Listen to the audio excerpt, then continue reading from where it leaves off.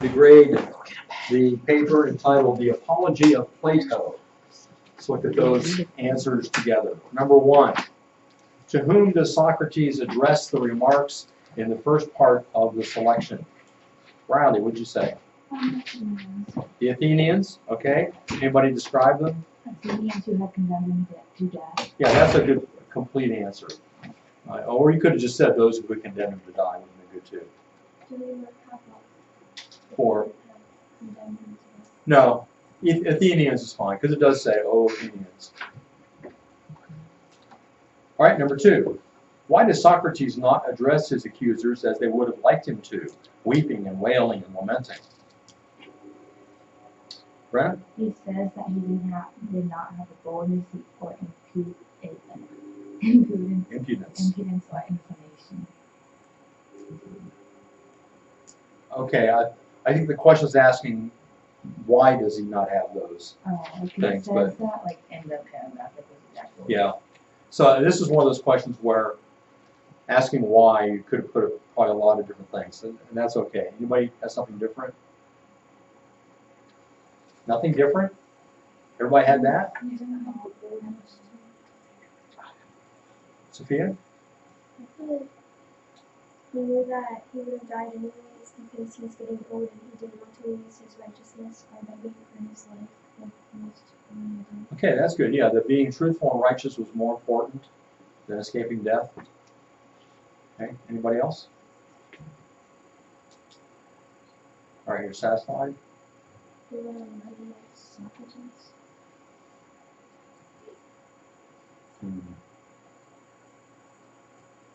Is that Haley? Yeah. You? Pardon me?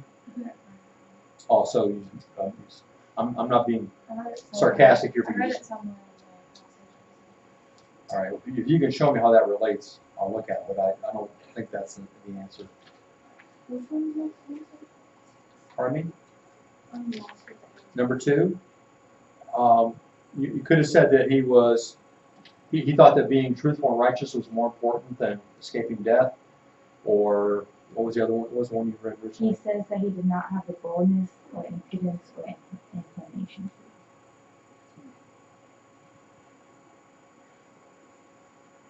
Okay.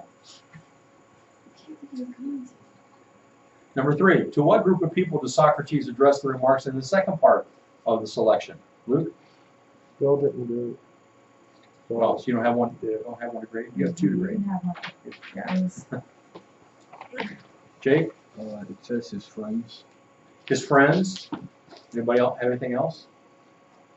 Brenna? Friends who Socrates addresses the second selection to the Athenians who had acquitted him. Yeah, what's that mean? Who would have acquitted him? What's it mean to acquit? Like condemn him. The opposite. To believe him. Yeah, to declare him not guilty. You ever watch any cop shows or lawyer shows? You know, sometimes the defense lawyer is pushing for acquittal. You know, the jury to say that there's not enough evidence or that he didn't do it.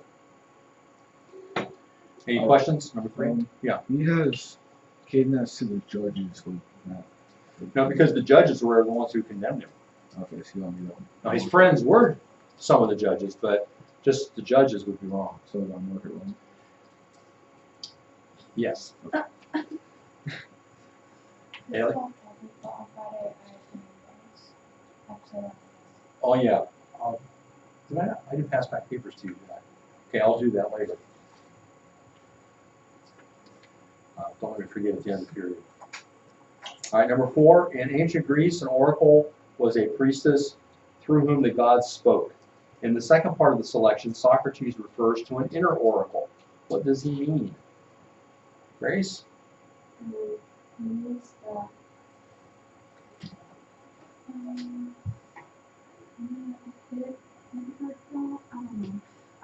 really too. Humans are energy speaking because they have qualities that it's Okay, that doesn't really define what the oracle is. Socrates is referring to his conscience when he says this. Yeah, conscience is a good answer there. That's what he's talking about. Any other answers you think might be okay? Yes. I said the inner oracle is like an energy that voice that tells no one.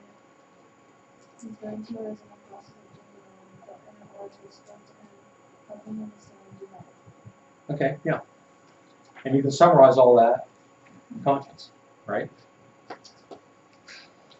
Anybody else? All right, number 5. What comfort does Socrates get from his inner oracle during this time? What comfort does he get? Brenna?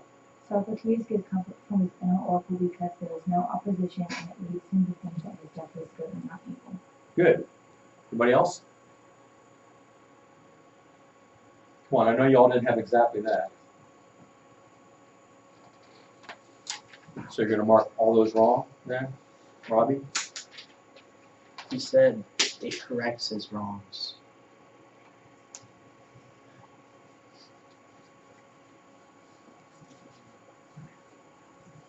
How? It's kind of like your conscience. What does that have? But what does that have to do with during this time? Well, Was he? I just thought about the bigger picture. Well, I know it says during this time Yeah, I did. when he's being condemned to death. And now, if you go on to say, and his inner oracle did not make him feel guilty, then he felt that he was innocent, then that would have been a good explanation. As it is, you didn't really answer the question.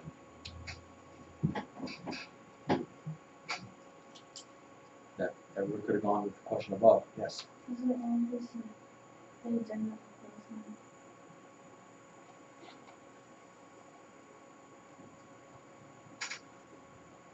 They. Who's they? See, the problem was with pronouns. I don't know who they is unless you write down. Don't use pronouns, people.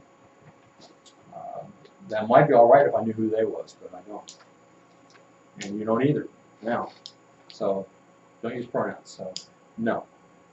Any other answers? Now Maya said his oracle didn't oppose him, his conscience didn't oppose him. But the they doesn't seem to fit that either. No other questions? The rest of them are wrong. All right, number 6. In the third part of the selection, Socrates discusses 2 ways in which death might be considered a gain. What are those 2 ways? Give me one. It helps him to know that his death sentence is good. No, that's the wrong question. Well, That is 6. well, a state of nothingness and utter unconsciousness. All right, so one way in which he can look at death as being a good thing is if it's nothingness, then it's just like a peaceful sleep and he's gone. All right, that's one. Any question about that first one? The way your person worded it? Okay, what's the second one? Sophie? Eternity is able to see the moon. I think that fits with the first one. What's she after the first one? That in the second room is then disturbs. I think those are both the same thing. So that would be -1. What's the second one, Robbie? The something of your soul from the physical world. Migration. Okay. All right. So the other alternative is that you migrate to a different place, and in that place, you can't be condemned to die, and you can talk with other people that are dead and all that stuff. So migration to a different place. It's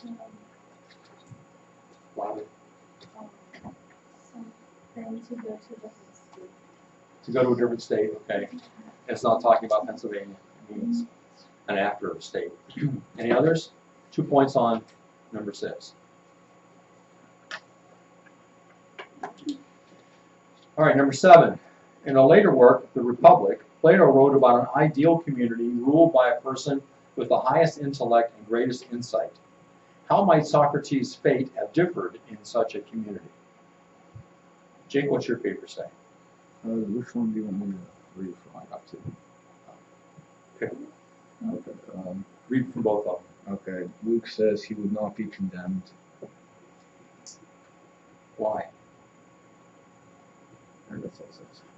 I think you kind of have to tell why, not just say he wouldn't be condemned. And then Caden says the people of that community would view evil completely different, and they would be smarter than to kill Socrates in the matter of words, but only in the matter of actual evil. Well, that's a good answer. All right, others? Socrates may have been more accepted in the setting of high intelligence more than what a valued husband. Okay, good. Any others? Sophie? If you thought he was wise, but he wasn't, it was good for That doesn't answer the question. It's talking about a different community, not the one in which he was actually killed. Others? He wouldn't have been hated as much because people would have known he was People would have known he was. right. I guess we'll have to assume because of their higher intelligence. Okay, Luke? Socrates would most likely be the ruler of that community because of his intellect status. He would have lived. Okay, that's an interesting point. Socrates might have been the ruler. All right, any others? Robbie? All he has, he would have rolled. Okay. Very short, but probably is saying the same thing that Luke read. Haley? If he would have been involved in such a community, he would probably not have been loved because he would have been the person with the highest intellect and grace inside who I'm making. Okay, that's a longer way of saying he would have ruled. Is that what yours was? Yeah. Now, I ask you to judge which answer is a better answer. Now, don't say it out loud. Just want you to think. Is brevity the best way? Sometimes it is. Or is greater explanation the best way? You have to think about that when you're writing the answer. All right, put the number that are incorrect at the top. Number points off. Circle it. Yes. You said related to the evidence. Should I look at one? Yeah, unless she comes up with evidence. You have any evidence? Would that be right? Put your name at the bottom.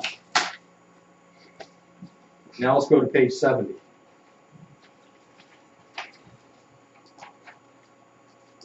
You said number wrong and number wrong. Your name at the bottom, number wrong at the top. Page 70 in your textbook. Ready?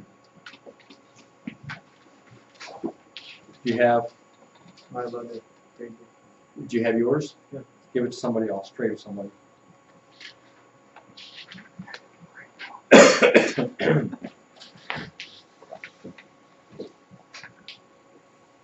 Okay, someone needs to read mine. I can Okay, number one. What was the name given to the new culture that emerged in the Near East that mixed Greek culture with the cultures of the East? Caden. Hellenistic. Right. Oh. Yes. I don't know. Pat yourself on the back. I didn't know. It's not wrong to write sentences. It's good for you to do that. Yes, Caden? What if he forgot the istic part? Just put Helen? Hellenic. Oh, Helen. Hellenic? Okay. That's it. All right. Everybody else ready to go on? Number two. What philosopher developed the three-step logical process of thinking called a syllogism? Grace. Aristotle is right. Number three. Who is known as the father of medicine? Lexi. Hippocrates. Correct. Hippocrates, yes. He wrote hippo. Seriously? Hippo? No, No. you didn't. No. Wait, did you actually? That wasn't me. That's Bill. Bill. What? It's not me. Yeah, actually, was. Number 4. So confused. Talk about being brief. You think that's what his friends called him? Number 4. Who was the more objective historian, Herodotus or Thucydides? Riley. How did you say it? How did you say it now? Herodotus or Thucydides? Thucydides. Thucydides is correct. Herodotus exaggerated, put stuff in there that he heard that probably wasn't true. Number 5. The 3 styles of Greek architecture are what? Robbie? Archaic. No. Go ahead. What else do you have? Classic. No. I can't even read the rest. All right, that's -3, unfortunately. Sophia? Doric, Analytic, Corinthian. Correct. Doric, Ionic, Corinthian. I'm going to put these 2 pages together because there's not even 10 on each one. Put the number wrong at the top of this page as well. Put your name on the bottom. And when you're finished, pass them to Robbie. No, Robbie has a lot to do with counting up. Pat? Pass them to Brenna. Which two of them do you want on which paper? Which one? We're, page 70 is going to go with Plato. Okay, so let's put them. I'm not sure what you mean. Katie? If you didn't finish the word, is that nice to have? No, You just wrote hippo. no, this is wrong. Oh.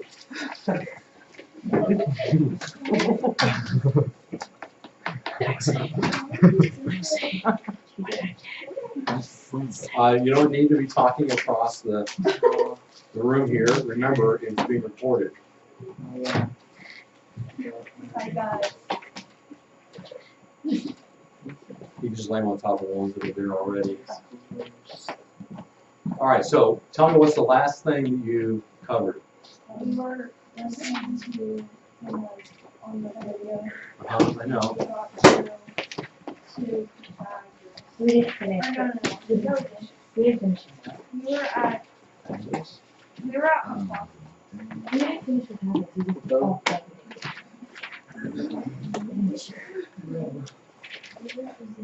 We're at hippo. All right, we'll start with Pythagoras.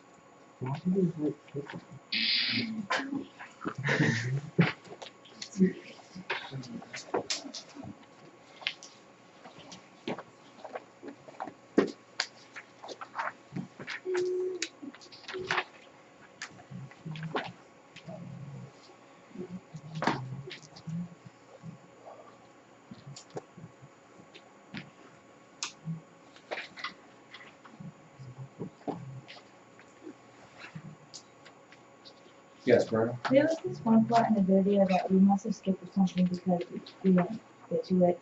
It was on page 8, part B, the expression of Greek culture, the foes. We didn't get the focus on there. Oh. Yes, sir. And when do you think the quiz will be? We're having a test Oh, either on Friday or Monday. No. Oh, All right, here we are looking at Greek culture, contributions to science, medicine, and mathematics. Somebody give Bill, please. We're on Nate too. Anybody else? Not here. All right, Pythagoras lived in the 6th century BC, prior to the Golden Age. And he said the universe can be explained in mathematical terms. He also developed what's called the Pythagorean theorem in geometry, which says what? Anybody know the Pythagorean theorem? Yeah, that's it. So the other way of saying it is the square of the hypotenuse of a right triangle is equal to the sum of the squares of the other two sides. Or a squared plus b squared equals c squared. Any question about Pythagoras? By the way, is he correct? Universe can be explained in mathematical terms? No. No. He was. That's how Johann Kepler, have you heard of him? He figured out not only where planets will be at certain times, but where they were, mathematically. It's on the telescope. Yeah. Well, I mean, the telescope, you can see where they are now, but he figured out mathematically where they were, like last year at this time, or 100 years ago. In fact, he looked back through time using mathematics and tried to determine where the star of the birth of Jesus occurred, what was going on in the sky. And unfortunately, he was looking in a little bit the wrong time period, but his mathematics made it possible for the computer program we have today, which is able to look at the sky at any time in history, on any place in the world, and see what was in the sky that night. Not because anybody was there recording it, but it's all based on math. Hey, what site is that? It's a program you have to buy, about $50. It's not much for what it does, and I can't think of the name of it. I'll think of it later. All right, next we have Hippocrates. Every disease has a natural cause, rejecting magic and superstition, and he recommended rest and proper diet. Has that changed? No. No, that's usually the best thing. I mean, when people found out I was sick over the last week, they would say, well, get some rest. Yeah, that's been the case ever since. Before that, people thought that if you were sick, it was because of some magic that was going on. Isn't that why the Africans have medicine then? Yeah. Yeah, Philippines. It's like masculine. And not only there, but Native Americans, Yeah, that's what I was thinking of. and certainly in places like Haiti.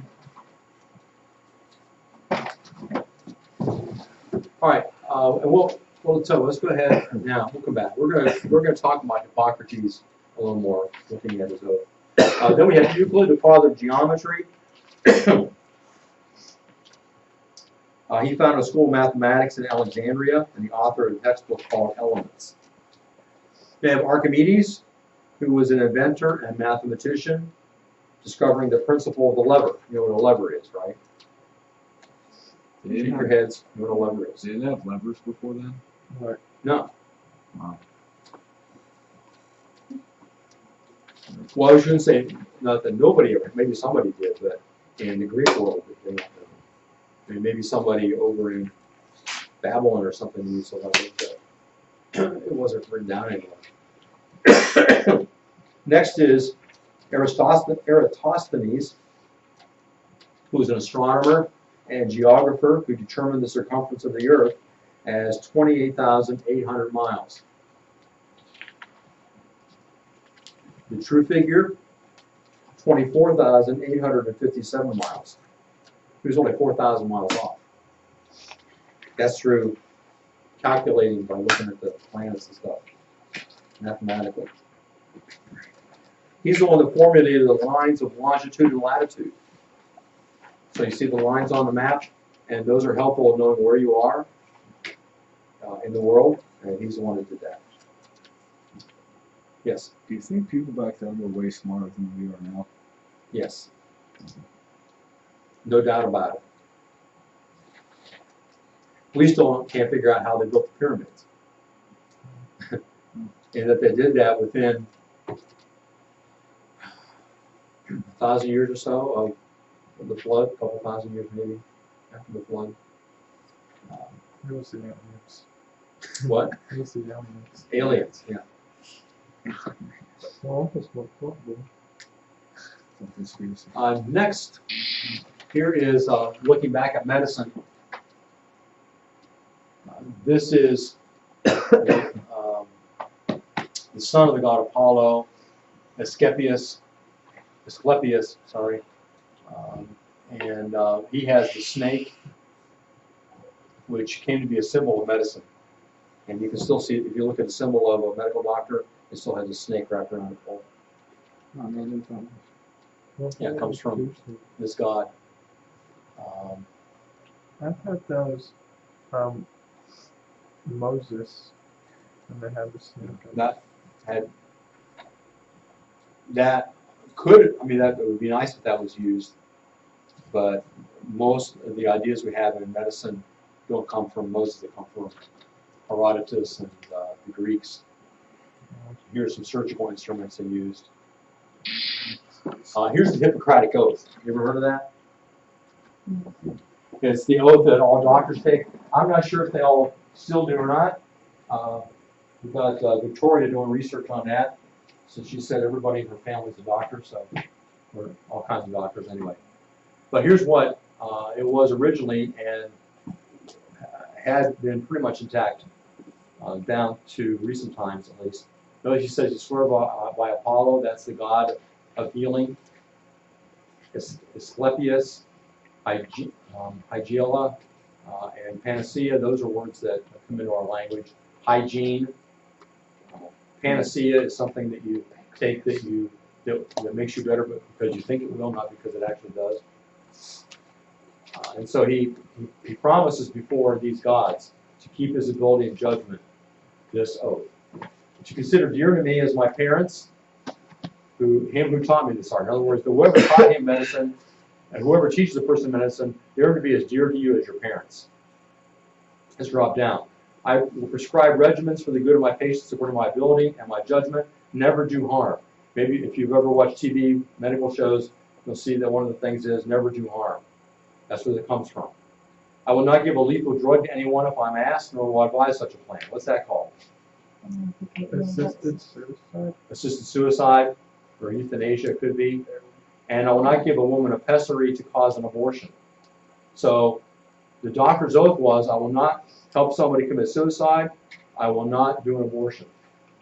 Of course, doctors today, some of them do either or both. I will preserve the purity of my life and my arts. In other words, I'll do what I'm trained to do. I will not cut for stone, even for patients whose disease is manifest. In other words, I'll let the specialists, the surgeons, take care of the cutting. In every house where I come, I'll enter only for the good of my patients, keeping myself far from all intentional ill-doing and all seduction, and especially from the pleasures of love with women or with men, be they free or slaves. So what's he saying here? When I make a house call, I'm there to help the sick, not to seduce somebody. Now apparently he had to put that in there for a reason, because that must have been somewhat common. All that may come to my knowledge in exercise of a profession or in daily commerce with men which ought not to be spread abroad, I will keep secret. What's that? Patient confidentiality. You ever heard of that? Yeah. So you don't divulge anything about your patient to anybody else. If I keep this oath faithfully, I enjoy my life and practice my art respected by all men at all times. If I swerve from it or violate it, may the reverse be my law. So that's the Hippocratic Oath, which has been a standard down through the centuries. Okay, I think the bell has rung, although not in here. You're dismissed. We need No assignment for tomorrow. we need Chromebooks, Bibles. Yes.